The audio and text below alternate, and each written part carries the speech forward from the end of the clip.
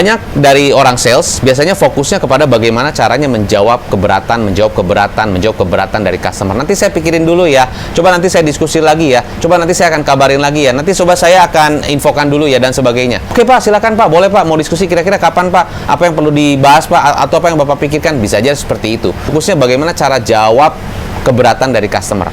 Saran saya bukan hanya jawab keberatan customer atau bukan hanya bagaimana kita menghandle keberatan. Itu adalah di bagian tahap yang kita akan mau closing. Justru keberatan itu akan sangat-sangat gampang sekali kalau di awalnya kita bisa membuat customernya interest gitu kan. Misalnya jual program IT atau kan program accounting atau apalah untuk perusahaan-perusahaan gitu kan.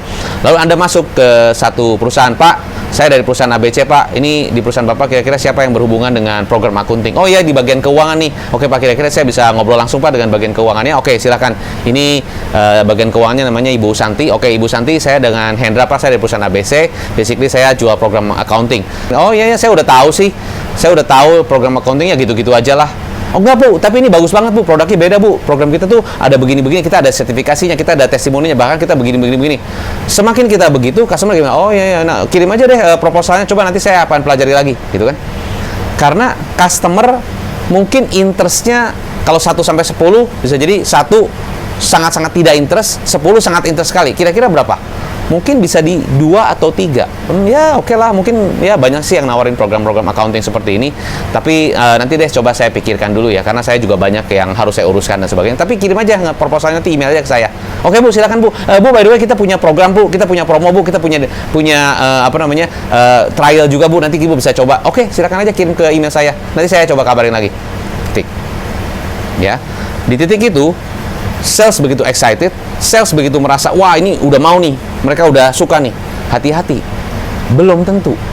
Itu customer baru cuma interest, tapi dia bisa jadi cuman karena dia tidak ingin mungkin menolak Anda secara langsung gitu kan, maka dia secara soft bilang, ya udah deh, coba kirimkan saja emailnya, nanti coba saya akan pelajari lagi. Ya, interestnya kalau Anda lihat dari 1 sampai 10 berapa? Ya, mungkin masih 2 ataupun 1 bahkan. Ya, karena sudah banyak yang nawarin program accounting untuk divisi finance gitu kan. Biasanya mereka sangat tegas dan sangat detail banget. Oke, kalau bisa diperinci berapa aja, nanti benefitnya apa aja buat perusahaan kami, terus ada diskonnya berapa. Karena yang penting kan ujung-ujungnya diskon kan.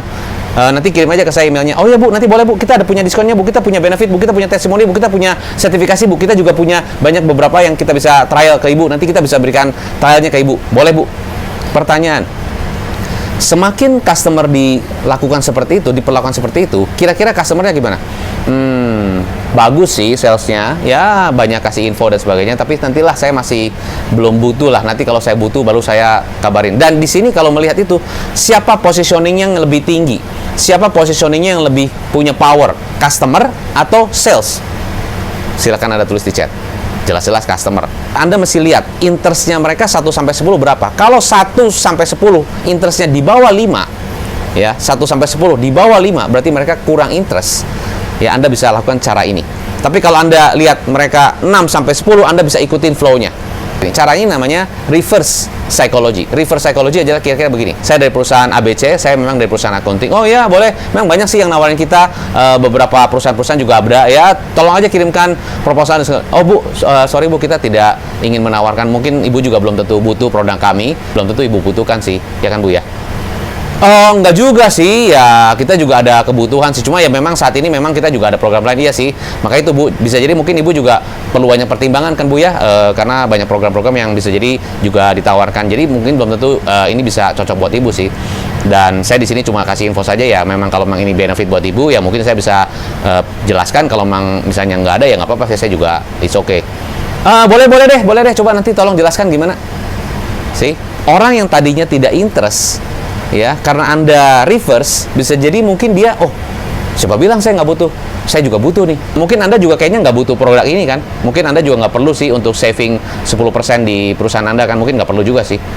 Oh siapa bilang perlu juga nih saat ini nih gitu kan. Jadi begitu Anda reverse, tiba-tiba mereka jadi interest. Nah, sudah interest itu lebih mudah untuk Anda presentasi. Kalau Anda presentasi dan mereka tidak interest, itu akan lebih sulit. Dan semakin Anda semangat, semakin customer kabur. Karena customer tidak suka dijualin. Harus selalu melihat interest-nya customer. Apakah mereka ada keinginan, ada kesukaan untuk beli produk Anda? Kalau nggak ada, ya 1-10, di bawah 5, gunakan reverse psychology. Jika Anda ingin belajar lebih banyak tentang reverse psychology, Anda bisa klik link di bawah, hubungi tim saya, dan saya bisa bantu Anda untuk datang ke perusahaan Anda untuk bisa memberikan training khusus untuk tim sales Anda, sehingga closing lebih tinggi.